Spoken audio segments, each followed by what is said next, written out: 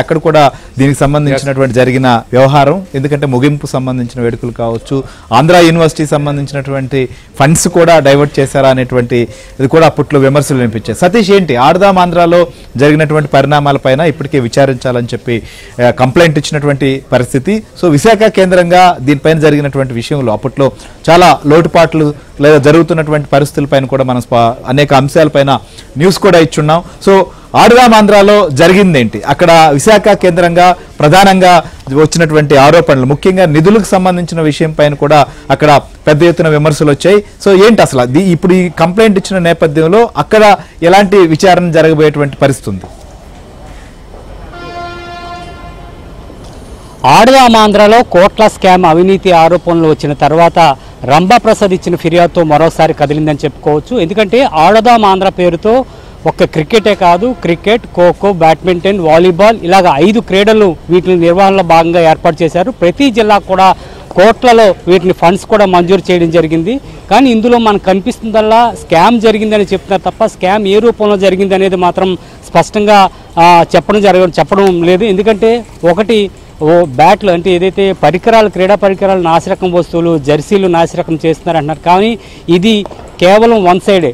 Other side ఏంటంటే అక్కడ నిర్వహణ బాధ్యులు ఏదైతే అకామిడేషన్ ఉందో అదేవిధంగా క్వాలిటీ లేని ఒక ఎంపైర్స్ని కానీ న్యాయ నిర్ణేతలు కానీ వాళ్ళని ఎవరికి అనుకూలంగా ఉంటే వారిని తెచ్చుకొని వాళ్ళకి కేవలం నామ్కి వాస్తే అంటే వారికి సరిపడా క్వాలిటీ ప్రకారంగా వారి యొక్క ఫీజు చెల్లించకుండా కేవలం వారికి ఎంతైతే తోచిన సాయంగా ఇచ్చే విధంగా కూడా ఇవ్వడం, వీటిని అన్నిటినీ కూడా వాళ్ళు స్వలాభానికే వాడుకున్నారు తప్ప కేవలం క్రీడాపరంగా ఎక్కడ చూసింది లేదు. అదేవిధంగా ఈ ఆడదాం ఆంధ్ర అనేది కూడా ఏది స్పెషల్ డే కానీ స్పోర్ట్స్ డే కానీ ఇలాంటివేవి కాకుండా కేవలం రాజకీయ లబ్ధిలో భాగంగా అన్ని క్రీడలకు సంబంధించిన క్రీడాకారులను తమ రాజకీయ పార్టీకి అనుకూలంగా ఓట్లు వేయాలనే నేపథ్యంలోనే ఇటువంటి క్రీడల్ని ఈ యొక్క నిర్వహణ జరిగింది అనేది కూడా పెద్ద ఎత్తున ఆరోపణలు కూడా వినిపిస్తున్నాయి. అయితే దీనిపైన అప్పటి గత ప్రభుత్వం ఉన్న వైసీపీ ప్రభుత్వంలో ఉన్న కీలక నేతలు అధికారులు కూడా వీరికి సపోర్ట్ చేయజరిగింది.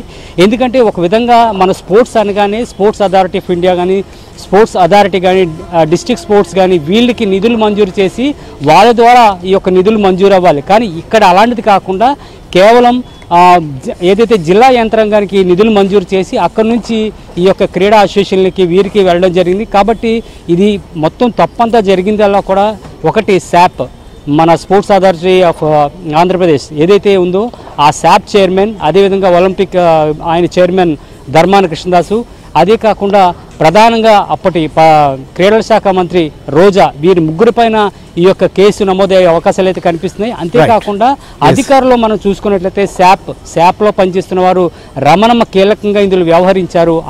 ఆమె ద్వారా మొత్తం వ్యవహారం నడిచింది. ఏదైతే క్రీడా సామాగ్రి కొనుగోలు కావచ్చు, జెర్సీలు కావచ్చు, క్రీడలకు సంబంధించిన పరికరాలు కావచ్చు, మొత్తం అంతా కొనుగోలు వ్యవహారం అంతా కూడా విజయవాడ కేంద్రంగానే జరిగింది. కేవలం నిర్వహణ బాధ్యతలు ప్రతి జిల్లాకు కూడా కోట్లలో మంజూరు చేశారు.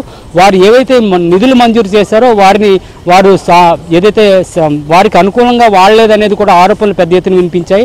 అంతేకాకుండా క్రీడల్లో భాగంగా ఇరు జట్లు కూడా క్రీడలు ఆడేటప్పుడు కూడా కేవలం కడప అదేవిధంగా రెడ్డిలకు సంబంధించిన సామాజిక వర్గం చెందిన నేతలు కూడా తమ అనుకూలంగా వ్యవహరించారనే ఆరోపణలు కూడా గతంలో పెద్ద ఎత్తున వినిపించాయి. వాటిపైన ఒకరికొకరు ఘర్షణలు గొడవలు కూడా దారితీసిన నేపథ్యంలో ఇది చాలా పెద్ద హైలైట్గా నిలిచింది.